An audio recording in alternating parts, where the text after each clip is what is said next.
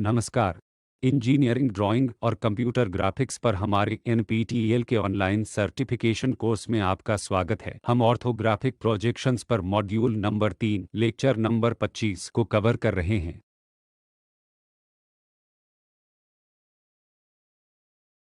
पिछली कक्षाओं में हम जानने का प्रयास कर रहे थे कि एक ऊर्ध्वाधर प्लेन क्या है, क्षैतिज प्लेन क्या है और प्रोफाइल प्लेन क्या है, और पहले क्वाड्रेंट में कोई वस्तु किस प्रकार प्रोजेक्शन प्रदान करती है और कैसे तीसरे क्वाड्रेंट में एक वस्तु प्रोजेक्शन देती है, यह हम देख चुके हैं। यहाँ हम विभिन्न दृश्य बनाने का प्रयास करते हैं, जैसे ऊर्ध्वाधर प्लेन प्रोजेक्शन, क्षैतिज प्लेन प्रोजेक्शन, तथा हम सिलिंड्रिकल वस्तुओं तथा उसके द्वारा बनाए गए दृश्य की अनुभूति का भी प्रयास करते हैं। आज की कक्षा में हम कुछ और वस्तुओं को देखते हैं, जैसे केवल एक दृश्य हो यदि यह उल्लेख किया गया है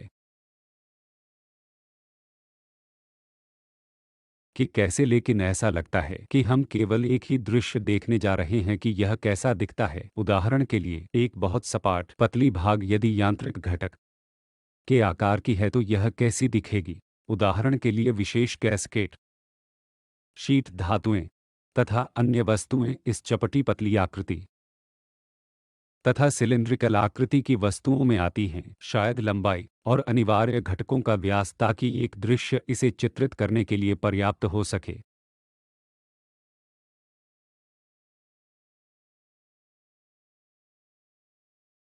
आइए अब हम इस कैस्केट को देखें जिसमें बहुत कम आयाम हैं। मोटाई के आधार पर यह बहुत ही कम है।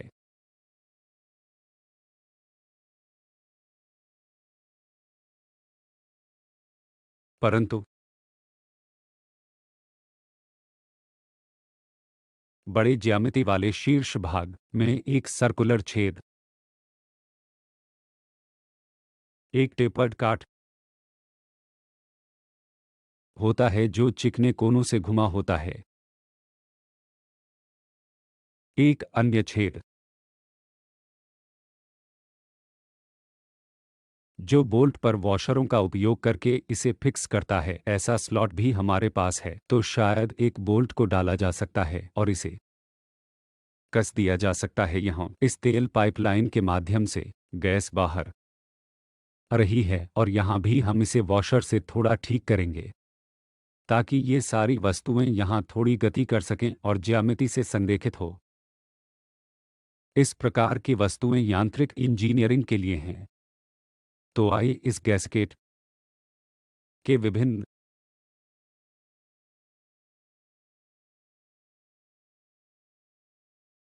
दृश्य को देखें। उदाहरण के लिए, यदि हम इसको उठा रहे हैं तो यह एक मुख्य दृश्य है, जिसका अर्थ है कि यदि यह अग्रदृश्य है तो पहले क्वाड्रेंट प्रोजेक्शन में होगा। सामने के दृश्य की तरह ही शीर्ष दृश्य होगा और एक पार्श्व दृश्य होगा।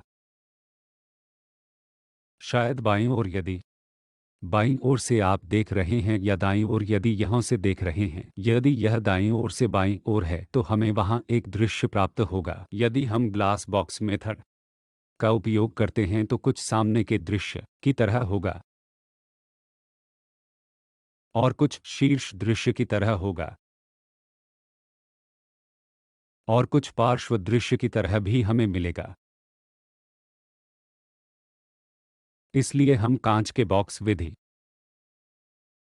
का उपयोग करते हैं। इसकी दिशा शायद यह अग्रदृश्य है। यदि हम देखते हैं कि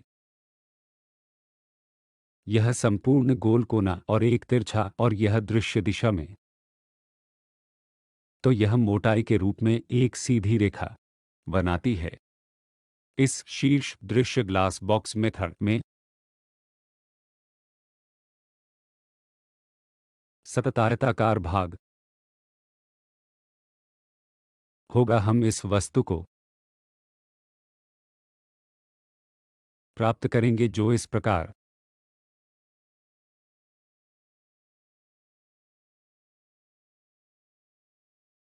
एक सर्कल से मेल खाती है, दूसरा सर्कल उस स्थान से मेल खाता है, और क्योंकि ये होल है हमारे पास छोटे डैश, लंबे डैश, लंबे डैश, छोटे डैश जैसी लाइन होगी। इसी तरह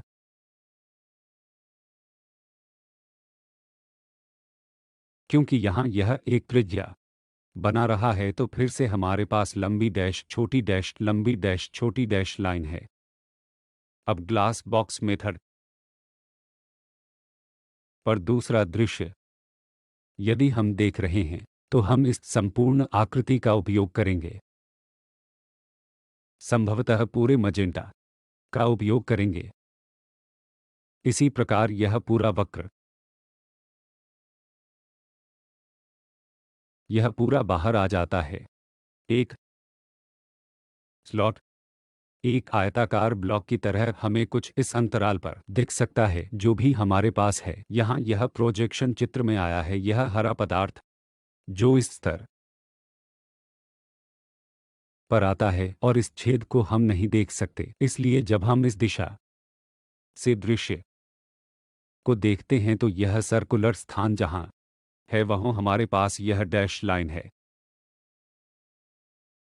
इसी प्रकार इस सर्कल को हम नहीं देख सकते। इस पार्श्व दृश्य को अगर हम बनाने की कोशिश कर रहे हैं तो भी हमारे पास यह डैश लाइन है। इस प्रकार हम ब्लॉक मेथड, बॉक्स मेथड का उपयोग करते हैं तो हम सामने के दृश्य, शीर्ष दृश्य और पार्श्व दृश्य को प्राप्त करने की स्थिति में होंगे।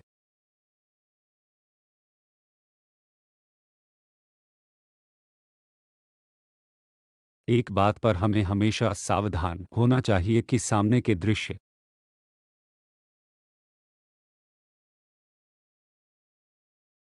के साथ संबद्ध हमारे पार्श्व दृश्य का या तो इस दिशा में शीर्ष दृश्य या शायद प्रोजेक्शन विधि के आधार पर होगा जिसका हम उपयोग करने की कोशिश करते हैं। तो इस मामले में इस ज्यामिति को देखकर हम आसानी से समझ सकते हैं कि यह और इसके साथ साथ यह है, इसका मतलब है कि यह अग्रदृश्य माना जाता है, यह पार्श्व दृश्य माना जाता है और यह उस विधि के आधार पर शीर्ष दृश्य या निचला दृश्य माना जाता है जिसे हम देखने की कोशिश कर रहे हैं। यह दूसरा दृश्य है जो हमारे पास होगा और पहले से ही हमने उस सामने के दृश्य द्वारा दिए जाने वाले अधिकतम आयामों को सीख लिया है। यदि यह केवल सिलिंड्रिकल प्रकार की वस्तु है तो दृश्य वास्तव में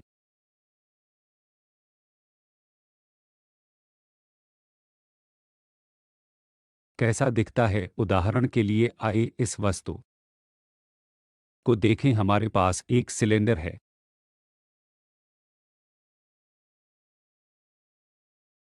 और हम यह कल्पना करना चाहेंगे कि अधिकतम आयाम जो हमारे पास है इस सिलेंडर की लंबाई है। तो हम अग्रदृश्य को इस दिशा में ले सकते हैं। यदि यह स्थिति है तो हमारे पास यह वाला होगा। यदि हम अन्य दृश्यों को बनाना चाहते हैं तो सबसे आसान तरीका होगा एक दृश्य को बनाते हुए हम इसे अग्रदृश्य कह लेते हैं और हम इसे पहली क्वाड्रेंट प्रोजेक्शन में देखना चाहते हैं। अगर यह मामला है तब दाईं ओर की ओर हम देखते हैं, तब इस पूरे सर्कुलर प्रारूप को जो भी हम प्राप्त करते हैं इसको देखते हैं, हम इसे सर्कल के रूप में देखेंगे और यहाँ लंबी डैश, छोटी डैश लाइनें होंगी और यह एक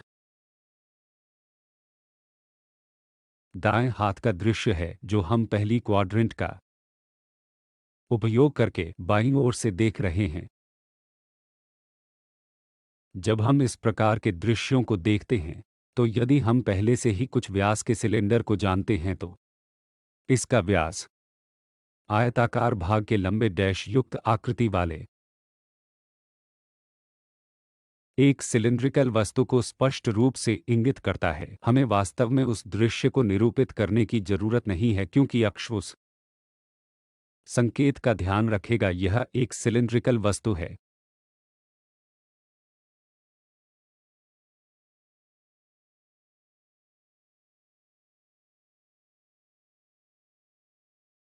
इसी प्रकार, क्योंकि यह एक सिलिंड्रिकल वस्तु है तो दूसरा दृश्य यदि हम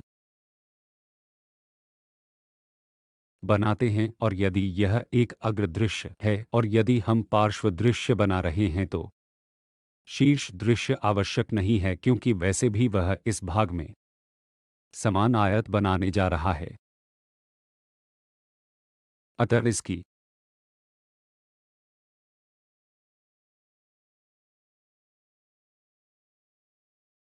आवश्यकता नहीं है। आइए दूसरे उदाहरण देखें। हमारे पास इस तरह के कंसेंट्रिक काइंड सिलेंडर स्टेप हैं। टर्निंग ऑपरेशंस में खराद का उपयोग करके इस तरह के स्टेप्स बना सकते हैं। तो हम इस भाग को हटा देते हैं जो यहां से नीचे चला जाता है और यह पदार्थ भाग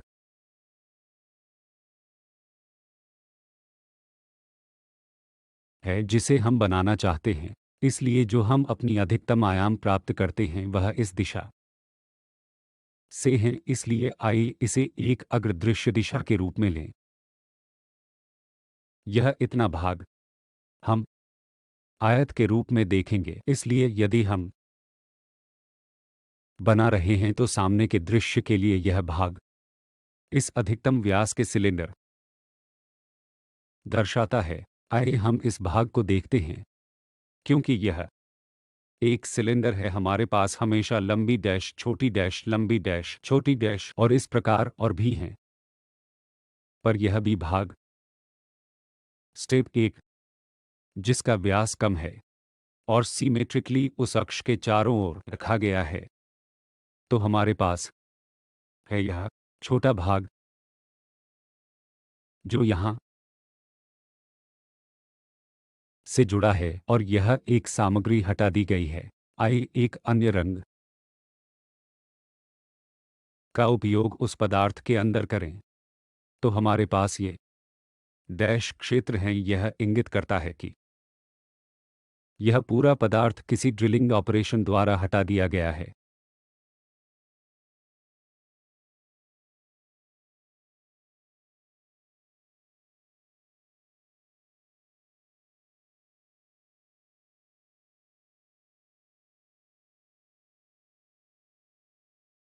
आइए अन्य वस्तुओं को देखें जहां दो दृश्य अनिवार्य हैं।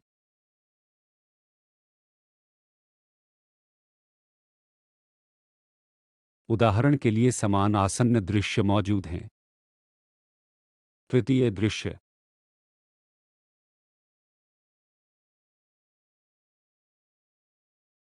में वस्तु की कोई विशेष कॉन्टूर्स नहीं है और यह अतिरिक्त सूचना प्रदान करता है। उस स्थिति में हमें केवल दो दृश्यों की आवश्यकता होती है।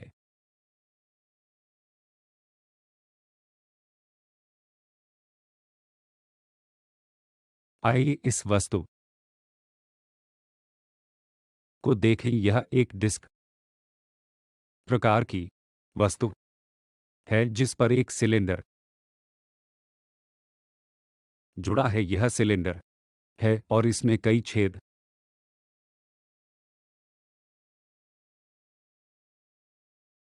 हैं। इस वस्तु की हम कल्पना करना चाहेंगे। अतः आइए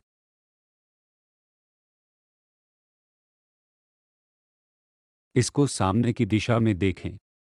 अधिकतम सूचना यह है कि सिलेंडर व्यास, सर्कुलर छिद्रों आदि की जानकारी हमें इससे मिलती है तो हम उसका उपयोग सामने के दृश्य के रूप में करते हैं।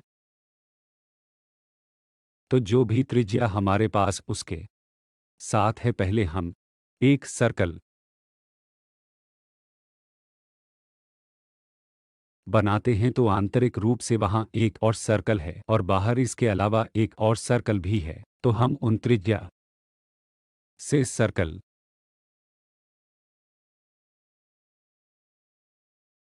बनाते हैं और ये होल एक बाहरी सर्कल पिच पर स्थित होते हैं।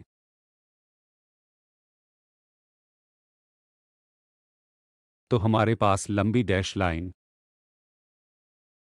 है जिस पर ये छेद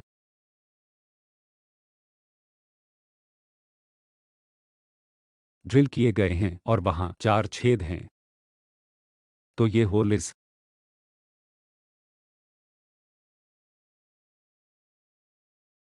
को निरूपित करते हैं क्योंकि यह एक सर्कुलर लंबा डैश छोटा डैश लंबा तथा छोटा डैश लाइन है।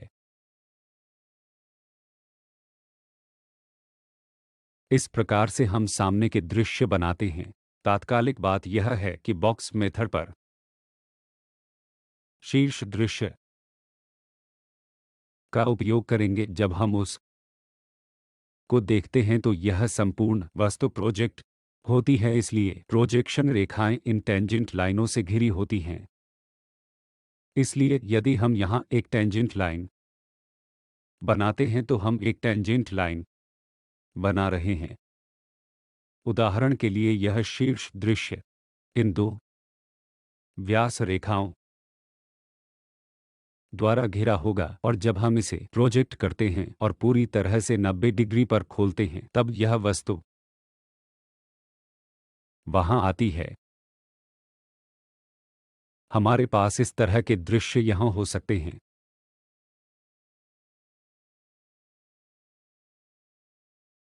ये छेद यह वह स्थान है जहां छेद स्थित होते हैं, इसलिए हमारे पास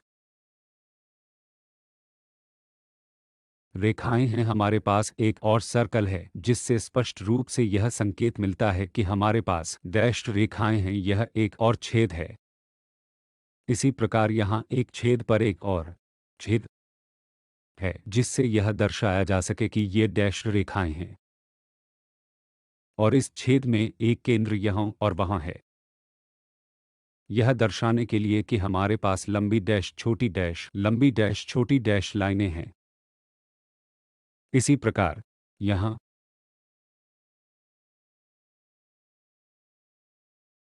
यह अग्र दृश्य है और यह पार्श्व दृश्य है। हम इस एक और उसके बीच फिर से घिरा हुआ पार्श्व दृश्य बनाना चाहते हैं। पूरा पार्श्व दृश्य इन टेंजेंट लाइनों द्वारा घिरा हुआ है और ये रेखाएं फिर से बांधती हैं इन अतिरिक्त भाग को।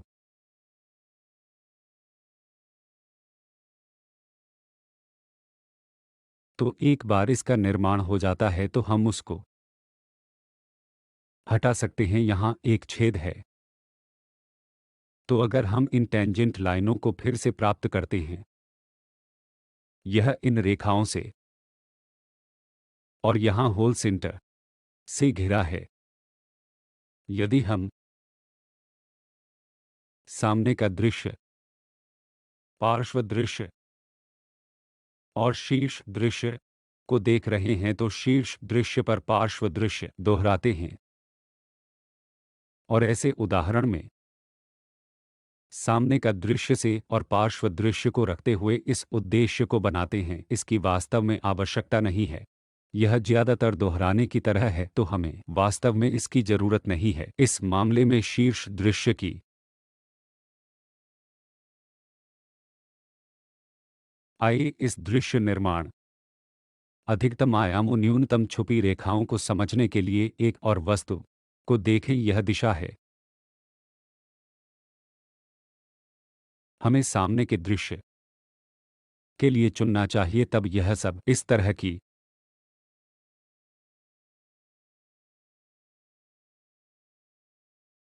वस्तु बन जाती है। यह सर्कल इस सर्कल के संगत है और यह वक्र इसके संगत है। यह छिद्र इसके संगत है और यह वाला यहाँ है। क्योंकि यह एक छेद है और केंद्र के साथ है तो हम लंबे डैश्ड रेखाओं से इसे दिखा सकते हैं। और यहाँ एक और त्रिज्या है। इस प्रकार एक केंद्र को प्रदर्शित करने के लिए हमारे पास ये लंबे डैश छोटे डैश लाइनें हैं। यही तरीका है जिससे हम सामने के दृश्य बनाते हैं। आइए ऊपर के दृश्य को देखें। यह अग्र दृश्य अब शीर्ष दृश्य है। जब हम इसको देख रहे हैं तो इन रेखाओं को दृश्य माना जाता है। तो हमारे पास वहां दिखाई देने वाली रेखाएं हैं। नीचे प्लेन पर प्रोजेक्ट यह संपूर्ण अर्धवृत्ताकार भाग आयत की भांति लगता है। इसको निरूपित करने के लिए संपूर्ण रेखाएं जो हमारे पास हैं वे डैश हैं। तथा ऊपर के दृश्य से जब हम देखते हैं तो हम उन वक्रों को देखते हैं तो हमारे पास ये वक्र हैं सेमी सर्कल्स। इसी प्रकार शीर्ष दृश्य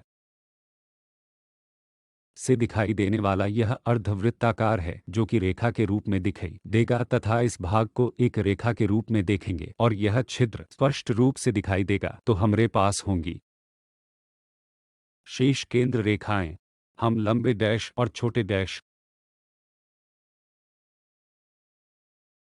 का उपयोग करेंगे। यह सामने की दिशा है। आइए हम पार्श्व दृश्य से देखें। जब हम साइड से देखते हैं तो यह सब एक सरल आयताकार ब्लॉक की तरह होंगे। तो यह है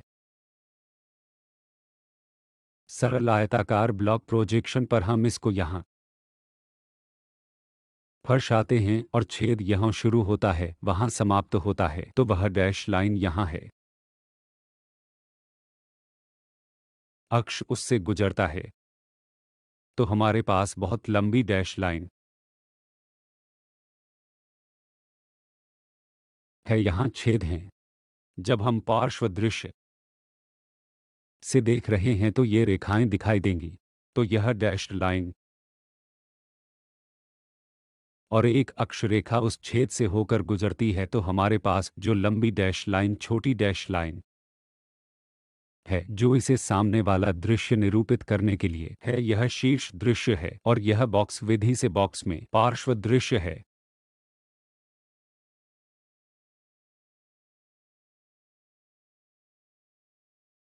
अब आइए हम किसी वस्तु का अवलोकन पूरी समय वस्तु से करें।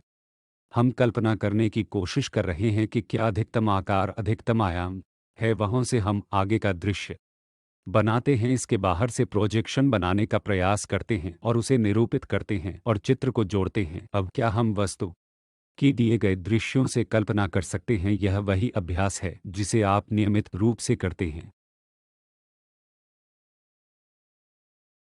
इसलिए ये दृश्य दिए गए हैं। यदि यह बॉक्स विधि है तो सामने का दृश्य कहाँ है? सभी में से पहले कितने दृश्य हैं? बॉक्स विधि का उपयोग करके 3 दृश्य हैं। एक प्लेन जो हमेशा अग्र दृश्य है और यह शीर्ष दृश्य है और यह पार्श्व दृश्य है। इसका मतलब है कि वस्तु कुछ भी हो सकता है। अगर हमारे पास एक बॉक्स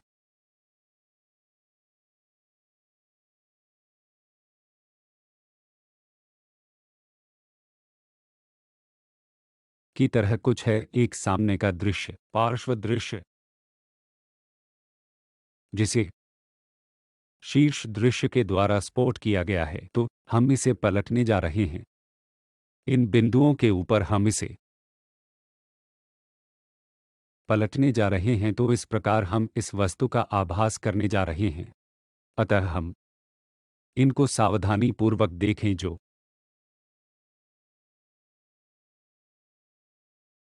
आप कल्पना कर सकते हैं, क्या आप वस्तु के अग्र दृश्य या इनकी भांति कुछ का अनुमान लगा सकते हैं?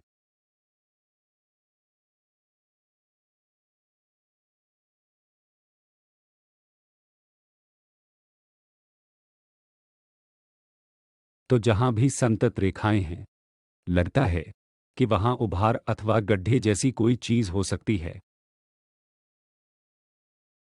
उदाहरण के लिए यह एक स्टेप की तरह हो सकता है और यहाँ कोई पदार्थ नहीं है क्योंकि यह एक सतत भाग नहीं है, जिसका अर्थ है कि यह एक स्टेप की तरह है। किसी पदार्थ में फोर्क की तरह वो तरह के जुड़ने वाले हिस्से हमारे पास हैं और ऐसा लगता है कि एक छुपी हुई डैश्ड लाइन है, जिसका मतलब है कि पीछे की ओर कुछ स्टेप तरह की चीज हो सकती है और सामने के दृश्य में दो समानांतर डैश लाइनें हैं। शायद यह एक सर्कुलर छेद हो सकता है। फिर से यह एक स्टेप के रूप में है। तो यहाँ हमारे पास कुछ सिलिंड्रिकल छिद्र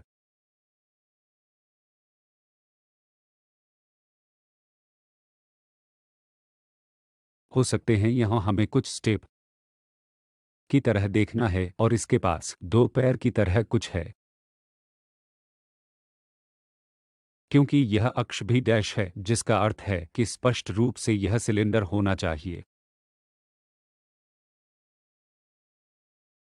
यदि हम उस वस्तु के शीर्ष से देख रहे हैं तो यह उस वस्तु का अग्रपक्ष है, इसलिए सामने की ओर शायद एक प्रकार के पैरों की तरह कुछ हम देख सकते हैं। अचानक छलांग लग सकती है और फिर शायद हमारे पास इस प्रकार के पैर, ऐसी वस्तु जो समानांतर हो सकती है, जैसे कि हम चित्र में बना रहे हैं। शायद यह फिर से एक स्टेप की तरह है, इस तरह से संभवतः, और इस सामग्री को सभी तरह से ऊर्ध्वाधर काट में हटा दिया जाता है। तो शायद यह इस तरह से है और यह कुछ इस तरह की वस्तु हम देखने जा रहे हैं। काटने पर दो पैरों के तरह का हिस्सा। तो क्या आप इस भाग की कल्पना कर सकते हैं?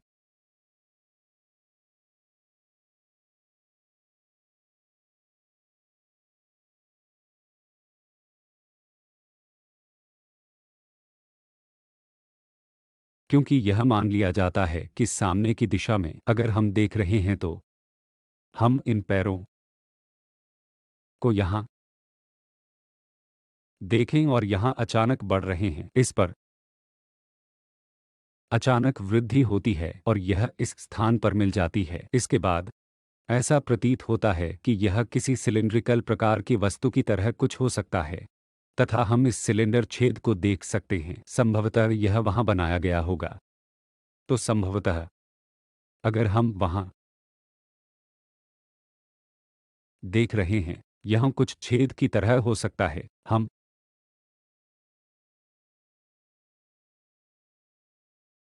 देख सकते हैं यह एक छेद है, तो यह सिलिंड्रिकल चीज है और लगता है कि वहां एक स्टेप उस दिशा में से जा सकता है। इस तरह से हम सामने के दृश्य से अनुमान लगा सकते हैं। आइए शीर्ष दृश्य को देखें। यह वस्तु जो हमने यहाँ बनाई है, क्या यह इस शीर्ष दृश्य से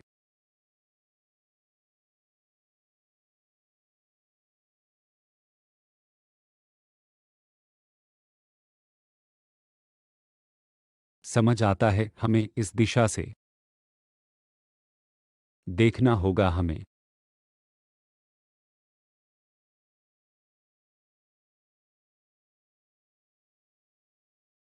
देखना है कि यह अग्रदृश्य की तरह लग रहा है। अगर हम इस दिशा में देख रहे हैं तो यह दो ब्लॉक आने वाले हैं, इसलिए यह सही अग्रदृश्य नहीं है।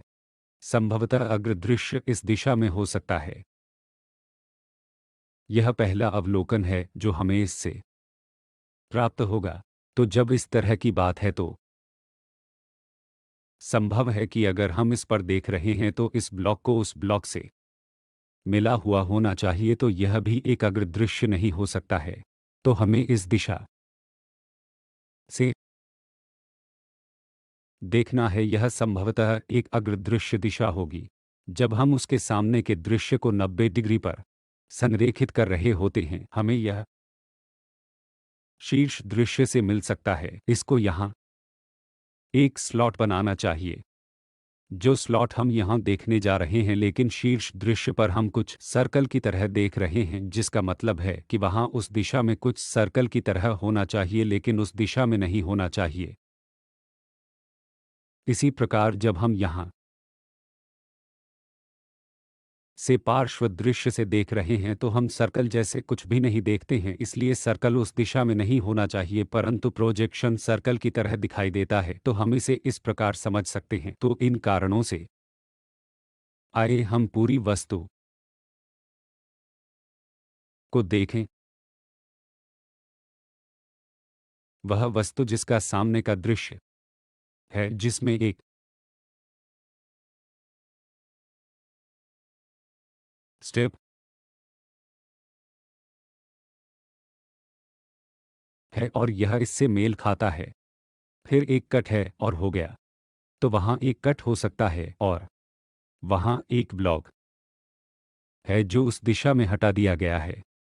तो वह ब्लॉक है जो फिर से हटाया गया है, वह एक टेपर्ड वाला है जो उस प्लेन में होता है।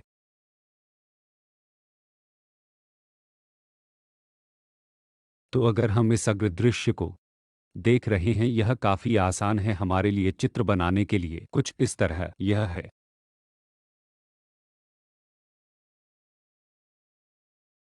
जिसमें अतिरिक्त भाग है।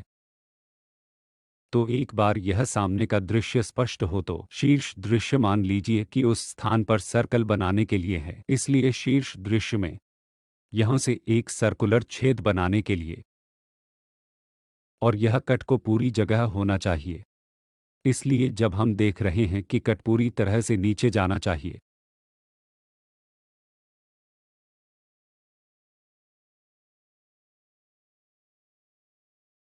और यह एक बंद है, तो यहाँ नीचे वाला होना चाहिए, यह उस तरह से बंद होना चाहिए। जब हम पार्श्व दृश्य से देख रहे हैं, हमारे पास यह खुला और यह बंद है, तो यह वो भाग होंगे, और यहाँ एक टेपर्ड वाला छोटा सा आयत होगा जो हम यहाँ देखेंगे। तो यह एक छोटा आयत है जिसके चार कोनों पर हमें इसकी व्याख्या करनी है, और यहाँ डैश्ड रेखाओं वाला यह एक वृत्ताकार छेद है। तो बस एक सामने के दृश्य को देखने से हम सबसे पहले यह देखने की स्थिति में नहीं होंगे कि सामने का दृश्य क्या है। क्या हम उचित रूप से अनुमान लगा सकते हैं कि यह शीर्ष दृश्य के अनुरूप है, साथ ही यह पार्श्व दृश्य के अनुरूप है, जिसके आधार पर किसी को सामने का और पीछे के पुनरावृत्तियों को करना चाहिए, ताकि इस तरह की दिखने वाले 3D ऑब्जेक्ट्स का निर्माण किया जा सके। तो दृश्यों को भी देखते हुए अभ्यास करना चाहिए कि वस्तु वास्तव में आइसोमेट्रिक तरह से कैसी दिखती है। आपका बहुत बहुत धन्यवाद।